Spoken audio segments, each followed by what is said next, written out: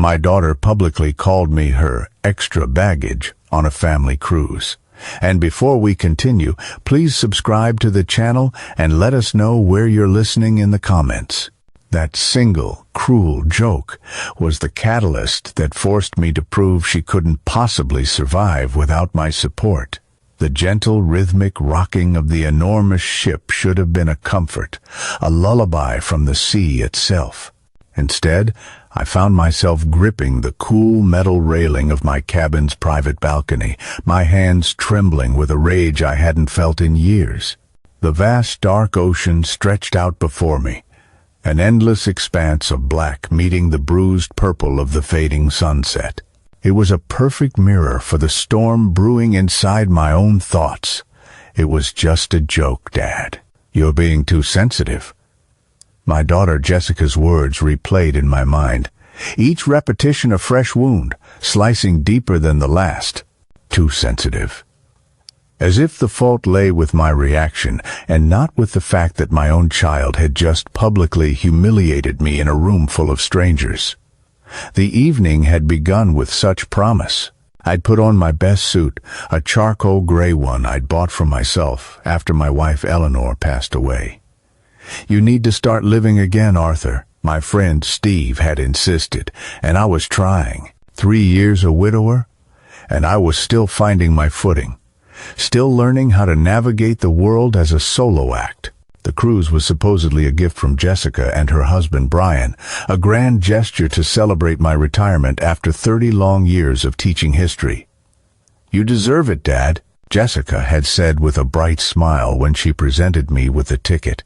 "It'll be wonderful to have everyone together, you, me, Brian, and the kids." How quickly that beautiful illusion had been shattered. It happened at dinner, in the ship's cavernous grand hall. Crystal chandeliers, glittering like constellations, hung high above our heads.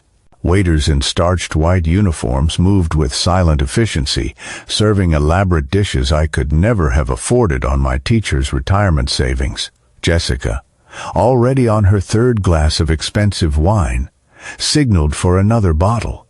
Across the table, Brian kept glancing impatiently at his phone. My grandchildren, Sophie and Liam, fidgeted in their formal clothes, clearly uncomfortable. Suddenly, Jessica stood, raising her glass. "A toast," she announced, her voice carrying across the quiet hum of nearby conversations. "To my father, Arthur, finally retired after decades of shaping young minds." I felt a warmth spread through my chest, and I smiled, genuinely touched by the public acknowledgement. But then, her tone shifted, a subtle, sharp edge creeping into her voice. "And to Brian, for generously agreeing to bring my dad along as our extra baggage on this trip." She let out a short, sharp laugh, swirling the wine in her glass. "We've been carrying him since Mom died, after all. Might as well bring him on vacation, too." A ripple of polite, uncertain laughter spread through the dining room. Brian smirked from behind his linen napkin. My face felt like it was on fire as I sat there, frozen, my own wine glass suspended halfway to my lips. My grandson, Liam, only 8 years old, looked utterly confused. "Grandpa's not baggage," he said, his little voice clear and loud in the brief silence. Jessica just ruffled his hair condescendingly. "It's just a joke, buddy." But it wasn't a joke. I saw the truth of it in the cold glint in Brian's eyes, in the way Jessica's hand tightened almost imperceptibly around the stem of her glass. The truth had slipped out, loosened by alcohol and the false security of being surrounded by people we would never see again. I was baggage, a burden, an obligation they felt they had to manage. After dinner, I made my excuses and retreated to the quiet solitude of my cabin, claiming I was tired. The reality was, I couldn't stand to sit there for another minute, forcing a smile, pretending we were the happy, loving family Jessica wanted everyone to see. Now, standing alone on my balcony with the salty wind on my face, I realized her joke wasn't an isolated incident. It was just the most blatant example of a pattern I had been willfully ignoring for years. I saw it now with painful clarity. The quick, significant glances Jessica and Brian exchanged whenever I offered to watch the kids. The heavy, put-upon sighs when I mentioned I might sell the old house and find a smaller apartment closer to them. Their barely concealed impatience when I couldn't immediately master the complex new smartphone they'd bought me, supposedly to make communication easier. Eleanor never would have stood for it. My wife had always been the buffer, the gentle but firm mediator between Jessica's relentless ambition and my unconditional love. Without her, the true, painful nature of my relationship with my daughter was laid bare. I angrily wiped away a tear, furious with myself for crying. At 62, I was far from helpless. I had raised Jessica on my own after Eleanor's sudden, devastating heart attack. I had juggled my own profound grief with a full-time teaching career and the demands of single parenthood. I'd put Jessica through a prestigious law school, taking on summer jobs and refinancing the house we'd built together. And now, after all that, I was extra baggage. A soft knock at my cabin door startled me. I quickly dabbed at my eyes with my handkerchief, not wanting anyone, especially not the children, to see me like this. "Grandpa?" Sophie's gentle voice called through the door. "Are you okay?" I opened it to find my 12-year-old granddaughter standing there, still in her pretty dinner dress, but with her formal shoes swapped for a pair of fuzzy slippers. "Mom was mean," she said, her young face etched with a seriousness that was far beyond her years. "You're not baggage." My throat tightened, and I pulled her into a fierce hug, breathing in the familiar, comforting scent of her strawberry shampoo. "Thank you, sweetheart," I whispered. "Mom and Dad are fighting," she murmured into my shoulder. "About you and about other stuff. Mom's been really stressed about work." I nodded, not surprised. Jessica had always channeled her stress into sharp, cutting words aimed at those closest to her. As I tucked Sophie into the small sofa bed in my cabin, promising she could spend the night with me, a decision began to form in my mind, hardening from a vague notion into a solid, unshakable resolve. This cruise would not end the way Jessica and Brian expected. They thought I was dead weight, an inconvenience to be managed and tolerated. I would show them just how much they needed that weight to stay anchored in the storm they didn't even see coming. Little did I know how many secrets were waiting to be uncovered, or how swiftly Jessica's meticulously constructed life would begin to collapse the moment I stopped holding it all together for her. The next morning, I was woken by voices drifting through the paper-thin wall that separated my cabin from Jessica and Brian's. "Maple Creek Senior Living has excellent reviews, Mr. Parker." A man's voice, Brian said. "You'd love it there." I froze, the hairbrush I was holding suspended in mid-air. "Dad would never agree to it," Jessica replied, her voice low but perfectly clear. "He's too proud. That's why we don't give him a choice," Brian insisted, his tone chillingly practical. "We sell his house while he's staying with us after the cruise. Show him Maple Creek as a done deal." I pressed a hand to my mouth, stifling the gasp that threatened to escape. On the sofa bed, Sophie was still sound asleep, her breathing deep and even. "And tell him what?" Jessica sounded exasperated. "Thanks for putting me through law school, Dad. Now, here's your room in a retirement home." "You act like we're abandoning him on an ice floe," Brian hissed. "It's a luxury facility. Besides, we agreed. Your promotion means more travel. We're renovating the house, and I can't handle his neediness on top of the kids." My neediness. The word struck me like a physical blow. I sank onto the edge of my bed, my legs suddenly feeling weak and unsteady. "He's been hinting about moving into our neighborhood, Jessica," Brian continued. "I can't deal with that. Not with everything happening at the firm." I heard Jessica let out a derisive snort. You mean your little HR problem? That would go away if you just apologized to Dr. Chen. I have nothing to apologize for. Brian's voice rose sharply before dropping to a conspiratorial whisper. He's targeting me because he's jealous. Everyone knows I deserve that partnership. I sat motionless, my mind racing. An HR problem? What had my son-in-law done? The conversation shifted back to logistics, to the cold, calculated details of dismantling my life. They talked about how to list my house, which of my cherished belongings to keep, and what fabricated story to tell the grandchildren. They discussed my future, as if I were already gone. A problem to be managed, rather than a person to be consulted. A flood of memories washed over me. After Eleanor died, I had declined a promotion to head of the history department at my high school because the longer hours would have meant less time to help with baby Sophie.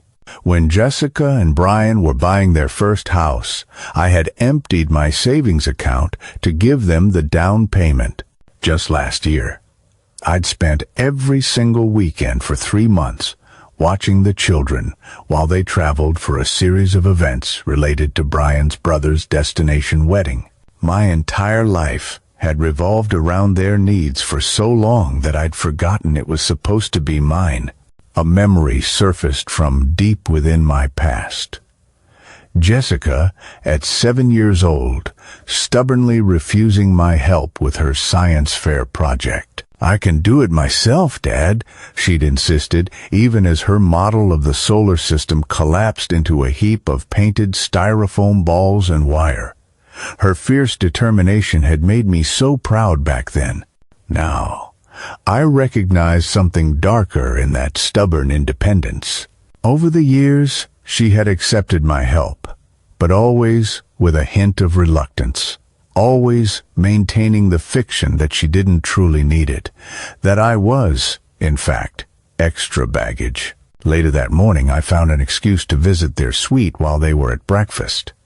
"Sophie left her favorite book in your room," I told the cabin steward, who kindly let me in. Once inside, I spotted Jessica's laptop on the small desk. I hesitated for only a fraction of a second before opening it. The password was still the same as it had been for years. Liam's birthday. Some things, including Jessica's carelessness with digital security, never changed. What I discovered confirmed my worst fears. There were emails from her law firm's human resources department regarding a formal complaint. A young male associate had accused her of taking sole credit for his extensive legal research on a major case and of making demeaning, dismissive comments about his capabilities in front of senior partners. When confronted, Jessica had apparently brushed off the accusations as the overreactions of someone not cut out for the high-pressure environment. The firm's board was now considering disciplinary action. No wonder she'd been drinking so heavily at dinner. But there was more. I found a detailed spreadsheet tracking their finances, which showed a mountain of accumulating debt. Designer furniture, exorbitant private school tuition for 2 children, 3 luxury cars, and a home renovation that was already 50% over its lavish budget. They were stretched dangerously thin, with multiple credit cards hovering near their limits. And then I found it. A folder on her desktop simply labeled Dad. Inside was a glossy digital brochure for Maple Creek Senior Living, a draft of a letter to my landlord terminating my lease without my knowledge, and a meticulously organized list of my personal possessions categorized into 3 stark columns: keep, sell, and donate. My hands trembled with a mixture of rage and grief as I closed the laptop and placed it exactly where I had found it.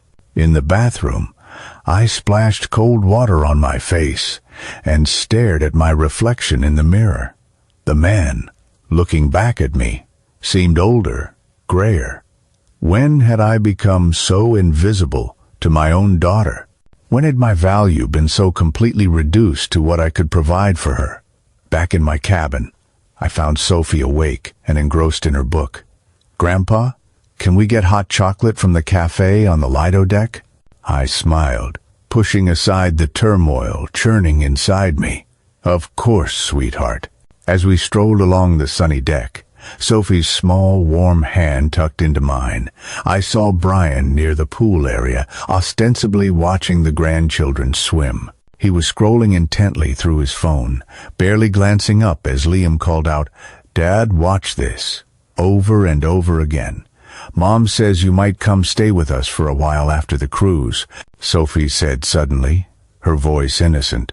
She told Dad it would be better than paying for a hotel while they find you a permanent situation. Out of the mouths of babes, would you like that? I asked, keeping my own voice carefully neutral. Sophie nodded with unrestrained enthusiasm. "You help me with my homework way better than Mom and Dad do. They're always too busy. Too busy for their own children," I thought bitterly. But not too busy to meticulously plan my future without my consent. That evening, as I watched Jessica effortlessly charm a table of fellow passengers at the captain's formal dinner, something inside me hardened. The deep, aching hurt was still there, but now it was crystallizing, transforming into cold, hard resolve. They thought I wouldn't survive without them. They saw me as dependent, needy, a problem to be solved. It was time to show Jessica just how wrong she was, and to reveal exactly who would struggle to survive without whom. What I didn't yet realize was just how quickly her carefully constructed facade would crumble once I finally stepped away. I had spent years being her safety net, her contingency plan, her unpaid assistant and childcare provider. I had enabled her success while she dismissed my contributions as her due. No more. The cruise would end in 3 days, and with it, Jessica's long-held illusion of independence. 2 weeks after the cruise, I sat in the peaceful quiet of my own living room. My own, not the guest bedroom at Jessica and Brian's house, where they had expected me to be staying. The afternoon sun filtered gently through the curtains, casting soft, familiar shadows across the carpet Eleanor and I had picked out together decades ago. The silence in the apartment felt different now. Before the cruise, it had often felt heavy, thick with loneliness. Today, it felt like peace. When the ship had docked, I had surprised everyone by politely declining Jessica's insistent offer for me to stay with them. "I miss my own space," I'd said simply, watching the flicker of confusion cross her face. She wasn't accustomed to me refusing anything she suggested. "But Dad," she'd protested, a hint of irritation in her voice. "We thought you'd help with the kids while Brian oversees the renovation." Of course they had. That was always the assumption. "I have some projects of my own to focus on," I replied, my voice gentle but unyieldingly firm. "But I'm happy to take the children for an occasional weekend." Brian's eyebrows had shot up in disbelief. "Occasional," he echoed. "What about our standing Tuesday and Thursday arrangement?" There was no standing arrangement. There was only their unspoken assumption that my time was theirs to be claimed without the courtesy of even asking. "I've enrolled in a woodworking class on Tuesdays," I explained calmly. "And on Thursdays, I'm volunteering at the community library." These weren't impulsive decisions.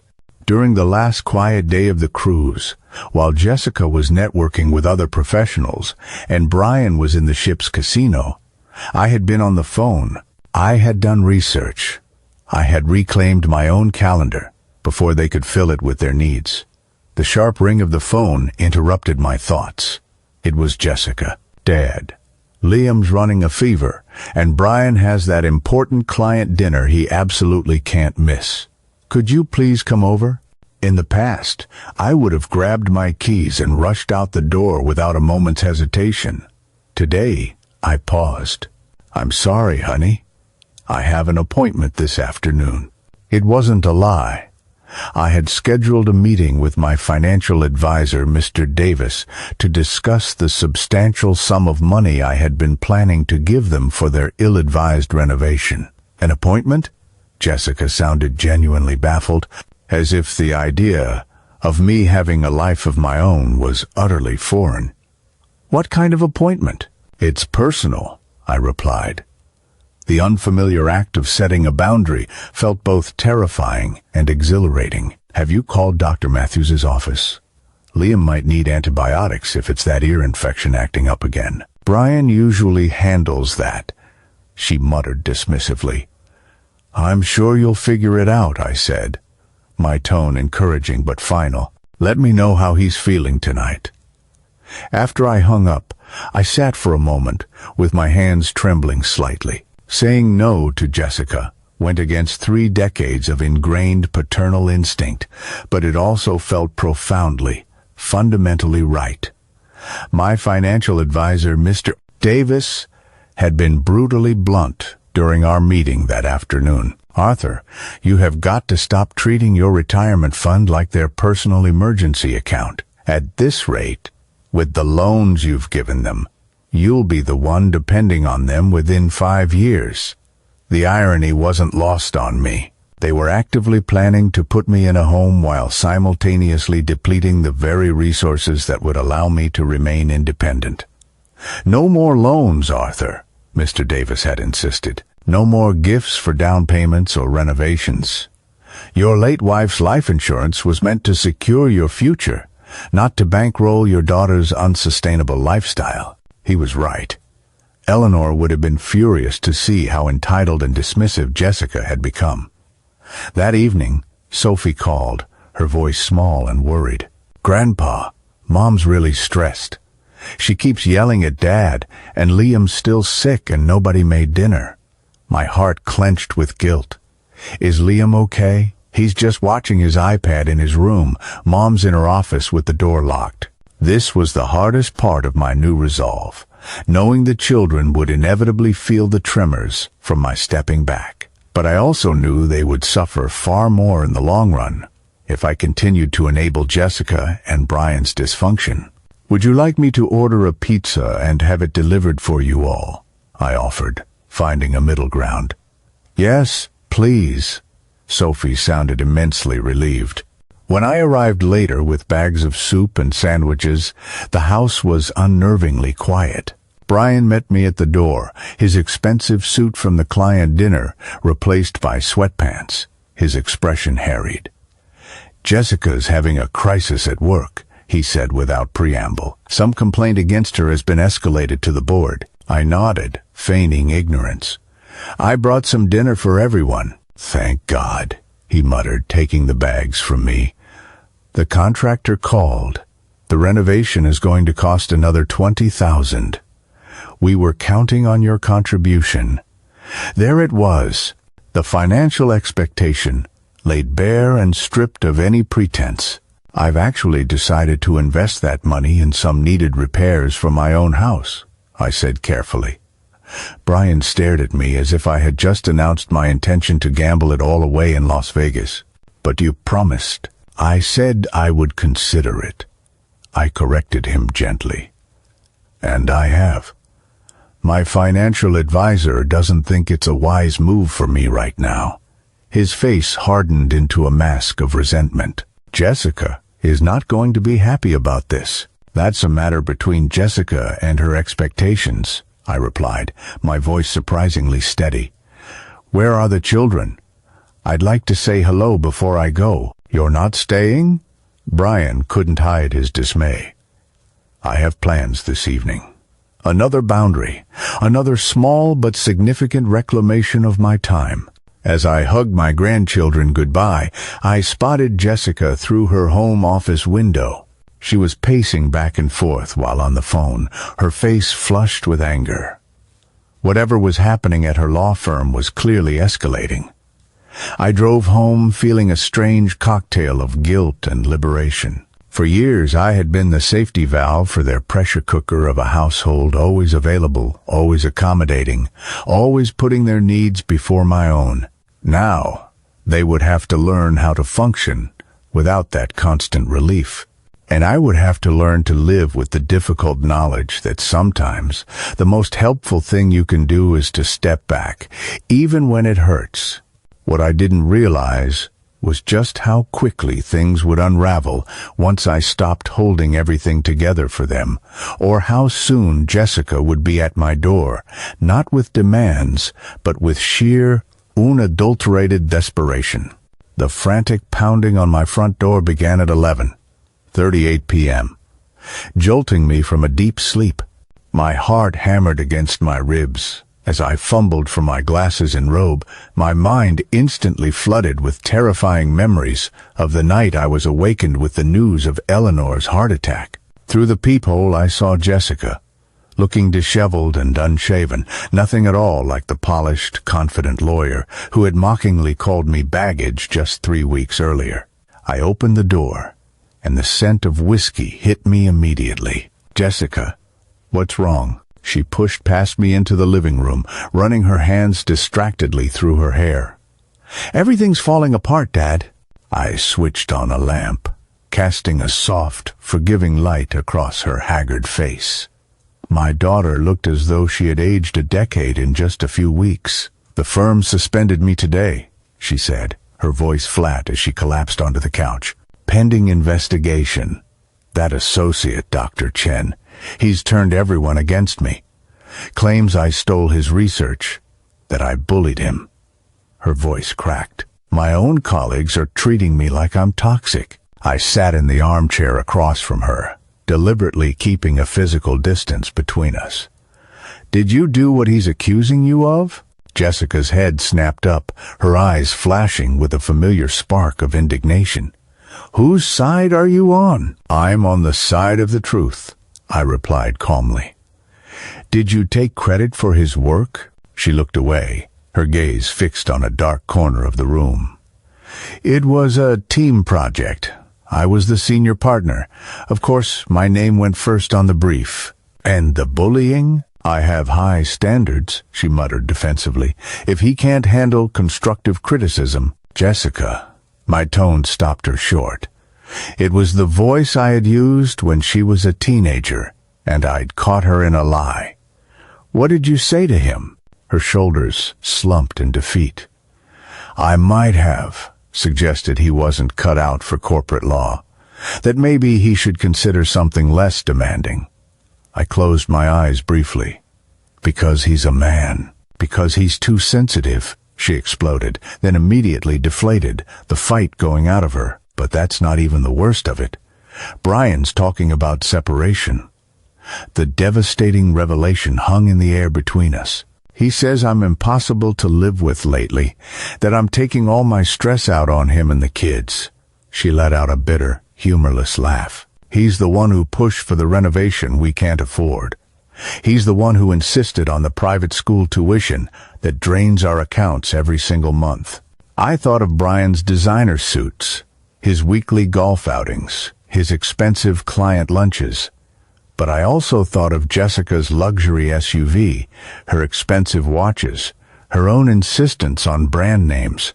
They were two sides of the same tarnished coin, both living far beyond their means while expecting me to quietly fill in the gaps.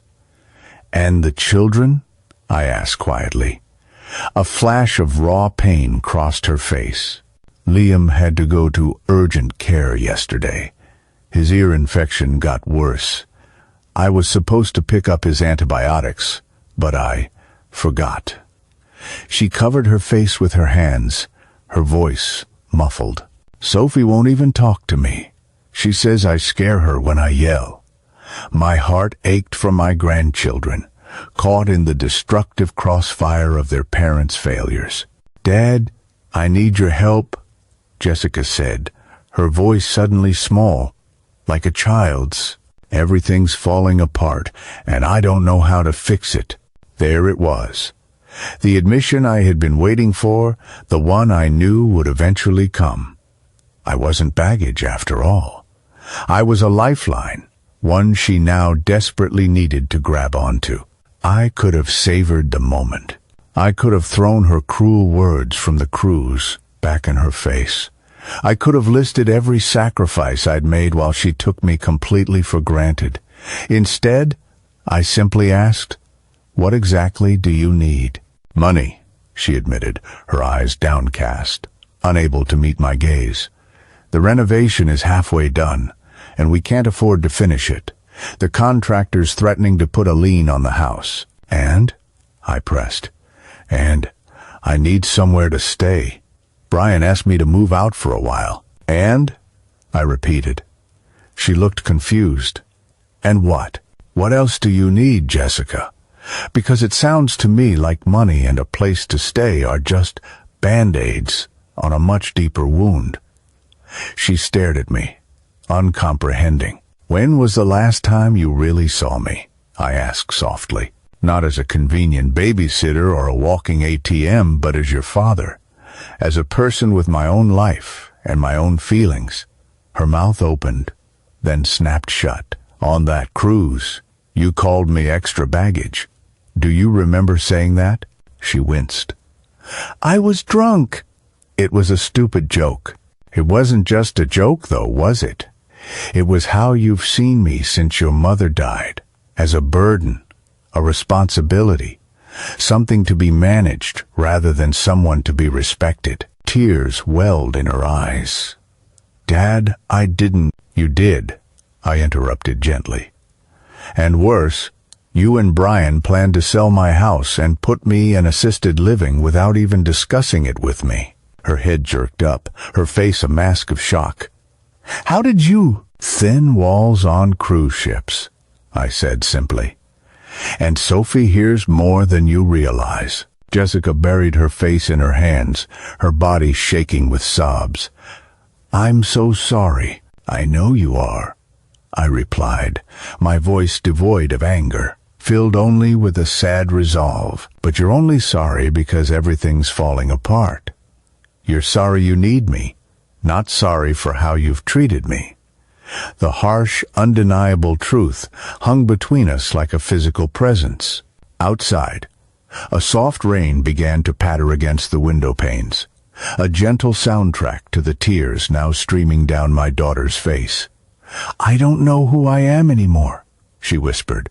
"At work, I was respected. At home, I was in control. Now, She trailed off, unable to finish. Human, I finished for her. Flawed, in need of help, just like everyone else. She looked up at me, her expression filled with a raw vulnerability I hadn't seen since she was a little girl who had fallen off her bike. "I'll help you," I said finally, "but not by enabling the behaviors that are hurting you and everyone around you." "What does that mean?" "It means you can stay in my guest room, but we'll be setting some ground rules. It means I'll help with the children, but not at the expense of my own life. And it means no more money until you've gotten professional financial counseling and created a sustainable budget." I expected an argument, a flash of the defensive pride that had characterized Jessica for so long. Instead, she just nodded slowly, defeated. "And Jessica," I added, my voice firmer now, "you need to make things right with Dr. Chen. A real apology. A full acknowledgement of what you did wrong." She stiffened. "That could end my career." "No," I countered. "Your behavior is what could end your career. Taking responsibility might be the only thing that saves it." The rain intensified outside, drumming a steady rhythm against the roof as Jessica sat there, struggling with truths she had spent years avoiding. In her crumpled blouse and tear-streaked face, I could see glimpses of the little girl who used to run to me for comfort after skinning her knee, long before she learned to hide her vulnerabilities behind a shield of arrogance. "I don't deserve your help," she said finally, her voice choked. "No," I agreed quietly, "but you need it. And despite everything, I love you." As Jessica slept fitfully in my guest room that night, I sat awake in my kitchen, sipping tea and wondering, would this crisis truly change her? Or would she, once the storm had passed, revert to seeing me as nothing more than extra baggage, useful when needed, but invisible when not? Only time would tell if the lesson would stick, but something fundamental had shifted between us. For the first time in years, Jessica saw me. She really saw me not as an extension of herself or a resource to be exploited, but as a complete person with boundaries, with wisdom, and with the power to say no. It was a beginning, a fragile one, but real. And in that quiet, midnight moment, I finally understood that sometimes being strong means refusing to carry someone else's baggage, especially when they desperately need to learn how to lighten their own load. 3 weeks passed, with Jessica living in my guest room. The profound irony wasn't lost on me. This was almost exactly the arrangement she and Brian had planned for me, only in reverse.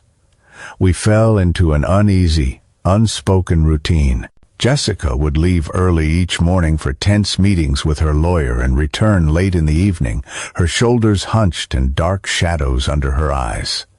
The firm's investigation was ongoing. Brian, in a silent act of punishment that I knew hurt Jessica more than she would ever admit, kept the children away at first. On the 18th day, as she was staring blankly into a cup of coffee at the breakfast table, I sat down across from her. "We need to talk." She looked up, a familiar weariness crossing her face. "About your plan for moving forward. You can't live in my guest room forever, Jessica." She stared down into her mug. "I'm working on it. The lawyer thinks we might be able to reach a settlement with Dr. Chen. And with Brian? With the children?" Her jaw tightened. "Brian's being unreasonable. He says he won't even consider reconciliation until I've changed fundamentally. Whatever that means." I chose my words carefully. "It means he doesn't trust that this crisis has actually changed you. He's waiting to see if you'll revert back to the person who took everyone and everything for granted the moment the pressure is off." "I wasn't that bad," she protested weakly. "You were," I said, my voice gentle but firm. "To him, to the children, and to me." The silence stretched between us, thick with unspoken truths. "You know," I continued, "your mother wasn't perfect, but she understood something that you seem to have forgotten." Jessica looked up, her interest piqued. "What's that?" "That strength isn't about never needing help. It's about having the courage to ask for it, and the humility to accept it with gratitude." She winced, the truth of my words hitting their mark. "I haven't been very grateful, have I?" "No," I agreed, "but you can learn to be." That afternoon, Jessica received a call. Her law firm was willing to negotiate the terms of her return, but it was contingent on a formal, public apology to Dr. Chen and her mandatory attendance at sensitivity and leadership training. The relief on her face was palpable, a wave of hope in a sea of despair. Then, the full weight of the condition hit her. "I have to admit I was wrong," she said, pacing back and forth in my living room. "Publicly?" "Yes," I replied simply. "That's generally how apologies work." She shot me an irritated look, then sighed, her shoulders slumping. "I'm scared, Dad." The admission was so naked, so honest, it caught me completely off guard. Jessica hadn't confessed fear to me since she was a small child afraid of the dark. "Of what?" I asked gently. "That I'll never get my life back. That Brian won't forgive me. That the children will always remember me as the mother who yelled all the time and forgot to pick up their medicine." Her voice broke. "That I'll look weak." I moved from my chair to sit beside her on the sofa. "Maybe your old life isn't worth getting back." She stared at me, confused. "The life where you were constantly stressed, where you belittled others to feel powerful, where you treated your own family like accessories to your success rather than partners in your life." I touched her hand. "Maybe it's time to build something different, something better." The next day, Jessica met with Dr. Chen at a neutral location suggested by the firm's mediator. She returned hours later looking utterly exhausted, but also somehow lighter. "How did it go?" I asked. "Harder than any court case I've ever argued," she admitted. "He cried, Dad. I didn't realize how badly I'd hurt him. I nodded, waiting for her to continue. He's brilliant, you know. His research was groundbreaking, and she swallowed hard, the confession clearly costing her. I was jealous. I felt threatened. So I did exactly what Mom always warned me not to do. I pushed someone else down to lift myself up. The self-awareness in her voice was startling. For the first time, I saw genuine remorse, not just regret for having been caught. He accepted my apology, she continued. He said he never wanted to ruin my career. He just wanted to be acknowledged for his work. And the firm? 6-month probation, weekly meetings with a mentor, and I have to take a leadership course focused on creating inclusive environments. She ran a hand through her hair. It's fair. More than fair. I squeezed her shoulder, a wave of unexpected pride washing over me. And Brian? Her expression fell. That's complicated. He's agreed to family counseling, but he's not ready for me to move back home yet. One step at a time, I encouraged her. That evening, Brian brought the children over for dinner. The atmosphere was tense but civil. Sophie watched her parents with a cautious hope in her eyes, while Liam simply seemed relieved to have his mother's undivided, gentle attention again. After the children were settled in front of a movie, Brian pulled me aside in the kitchen. I wanted to thank you, he said, his tone a bit stiff, for not enabling her this time. I raised an eyebrow. Is that what you think I've been doing all these years? He had the grace to look embarrassed. Partly, but I also know we've both taken advantage of your generosity. He fidgeted with his wedding ring. And I'm sorry about the assisted living plan. That was wrong. The apology surprised me. Thank you for saying that. Jessica told me everything. How you confronted her about her behavior toward me and the kids. How you refused to bail us out financially until we got counseling. He sighed. You could have just let her crash and burn. Most fathers would have, after how she treated you. I don't want my daughter to fail, I said simply. I just want her to succeed on her own merits, not at the expense of others. Brian nodded slowly. She's different since she's been staying here, less entitled. She's remembering who she was before status and money became her only measuring sticks. Later, as I watched Jessica patiently helping Liam with his math homework, explaining the concepts instead of growing frustrated with his questions, I felt a cautious hope begin to unfurl within me. The changes were small, but they were significant, like the first green seedlings pushing through the frozen ground after a long, harsh winter. Fragile, but alive. That night, I sat on my small porch swing, watching the fireflies blink on and off in the gathering dusk. For so many years I had defined myself by what I gave to others, especially to Jessica. My entire identity had been so tightly wrapped up in being her support system that I had forgotten how to exist independently.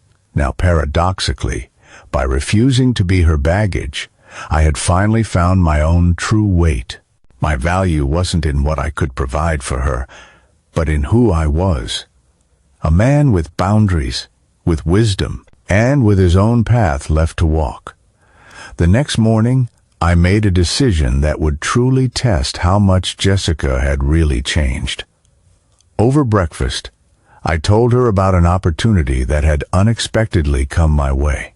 An old teaching colleague had invited me to join a 2-month educational art history tour of Europe. I've always wanted to see Venice, I explained, watching her face carefully for any flicker of the old selfishness, and Paris. All those places your mother and I had planned to visit someday. Jessica was quiet for a long moment. The old Jessica would have immediately started calculating how my absence would inconvenience her. Who would watch the children in an emergency? How would they manage without my readily available helping hand? Instead, she finally asked, "When would you leave?" 3 weeks from now. If I'd decide to go. She nodded slowly, a small, genuine smile touching her lips. You should do it, Dad. You've put your life on hold for long enough. The words were right, but I needed to be sure they weren't just for show. It would mean some changes for you, for Brian, for the children. We'll figure it out, she said, her voice filled with a newfound confidence. And for the first time in years, I truly believed her. 1 year later, I stood in my new kitchen, the morning sunlight streaming through windows that overlooked a beautiful community garden rather than a drab parking lot. The apartment was smaller than my old house, cozier, more manageable, and it was entirely mine. The walls were lined with photographs, Sophie and Liam beaming at their school concerts, Jessica and Brian renewing their vows on their 15th anniversary, looking genuinely happy, and me, standing beside the shimmering canals of Venice, smiling into the camera with a sense of freedom I hadn't felt in decades. The European tour had changed me in ways I hadn't anticipated. For 8 glorious weeks, I had been neither a father nor a grandfather, neither a supporter nor a caretaker. I was just Arthur, a man discovering parts of himself that had been long buried under the weight of family obligations. I had sketched the rolling hills of the Tuscan countryside, danced with strangers at a lively Parisian cafe, and stood in silent, overwhelming awe before Michelangelo's David. And while I was on my journey, Jessica had been on her own, far more difficult one. The journey of rebuilding the life her pride had nearly destroyed. The doorbell rang, pulling me from my reverie. Jessica stood on the doorstep, holding a small, neatly wrapped package. "Happy birthday, Dad," she said, kissing my cheek as she stepped inside. "You remembered?" Her expression softened.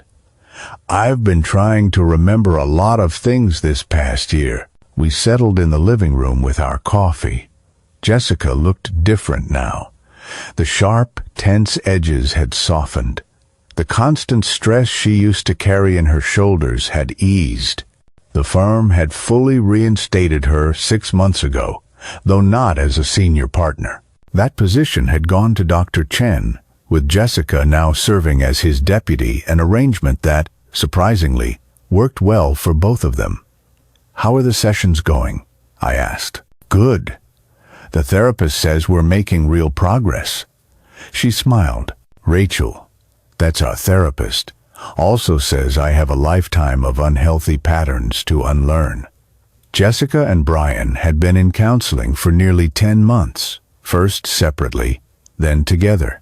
Their reconciliation hadn't been a quick or easy fix, but it had been genuine. I had watched with cautious optimism as they slowly rebuilt their relationship on a new foundation of honesty rather than appearances. And the children? Sophie just got accepted into that summer science program she wanted, and Liam's baseball team is heading to the regional championships. A genuine pride shone in her eyes, not the possessive pride of a parent viewing her children as extensions of her own success, but the simple joy of a mother celebrating their individual journeys. "Brian mentioned you've been handling the carpooling yourself these days." She nodded. "We worked out a schedule. No more dumping everything on him while I claim work emergencies."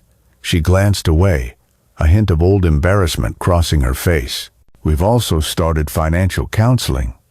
We sold the vacation time, share and downsize to 1 car." I couldn't help but smile. "That must have been hard for you."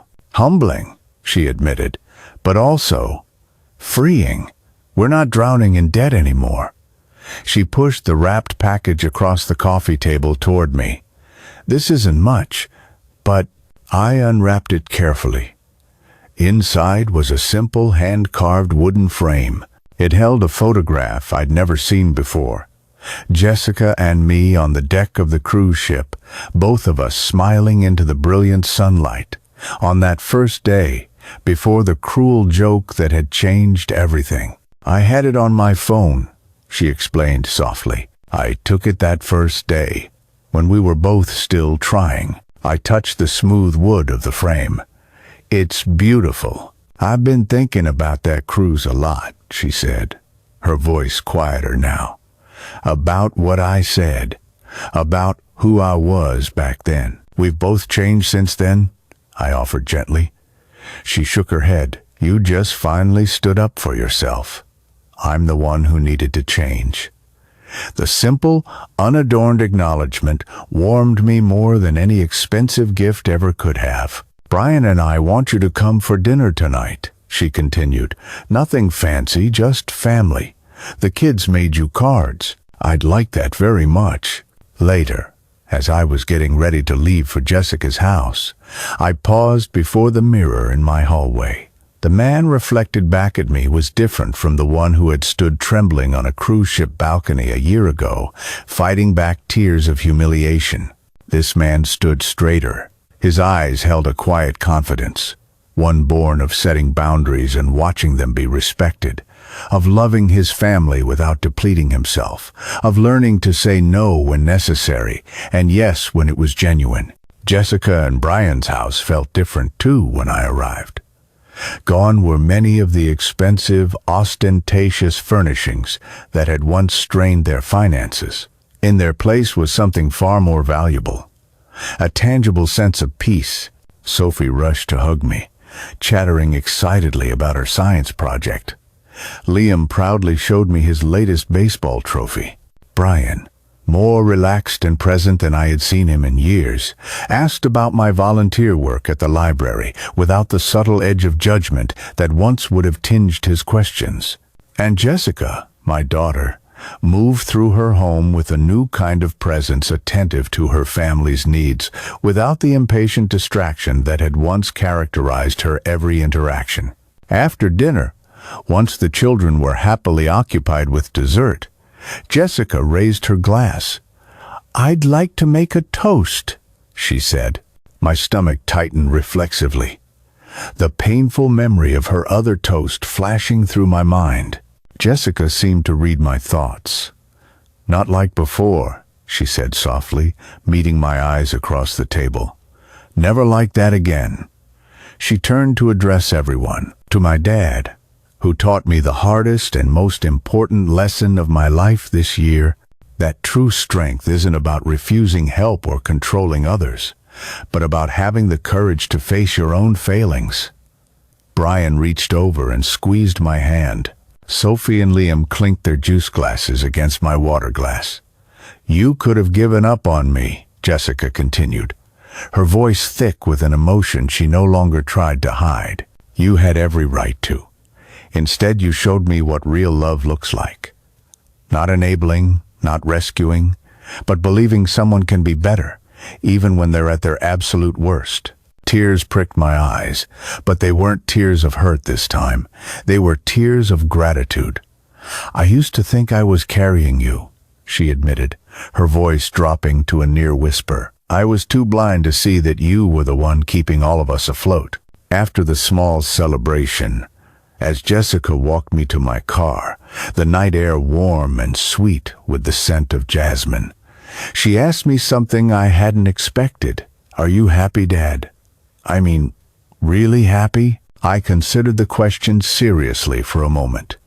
"Yes, it's a different kind of happiness than before, but yes, I am. I worried that setting boundaries with us might leave you feeling lonely." I smiled, touched by a concern that never would have occurred to the Jessica of a year ago. "I'm more connected now to myself, to my friends, to you than I ever was when I was constantly available but never really seen." She nodded slowly, a look of understanding on her face.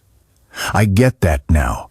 As I drove home to my cozy apartment, I reflected on how dramatically our lives had been altered since that single, cruel joke. Jessica had called me baggage, an unwanted burden to be tolerated out of a sense of obligation. The ultimate irony was that by refusing to be treated as baggage, I had finally shown her just how much weight I truly carried in our family's life. Not as a servant or an ATM or a convenient babysitter, but as the foundation that had allowed her to build her success in the first place. More importantly, I had discovered my own capacity for change. At 63, I was traveling, making new friends, and pursuing interests I had set aside for decades. I had learned that it's never too late to reclaim your own worth, to insist on being valued not for what you give, but for who you are. In my living room that night, I added Jessica's framed photograph to my growing collection on the wall, not because it represented a perfect moment, but because it marked the beginning of a difficult, necessary journey neither of us could have anticipated. Sometimes, life's harshest moments become its most unexpected gifts. Jessica's cruel joke had wounded me deeply, but it had also cracked open a truth I had been avoiding for years, that I had allowed myself to become defined solely by what I could provide to others. Now, I understood that my value didn't lie in being needed. It lived in being authentically myself, with all my strengths, my weaknesses, my boundaries, and my dreams. Standing there in my peaceful apartment, surrounded by mementos of both past and future adventures, I felt something I hadn't experienced in years.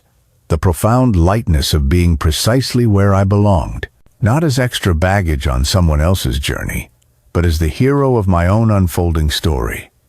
The joke had been cruel, but the freedom it eventually brought was anything but. If you like this story, please like this video, subscribe to the channel, and share your impressions of this story in the comments. To listen to the next story, click on the box on the left. Thank you for watching.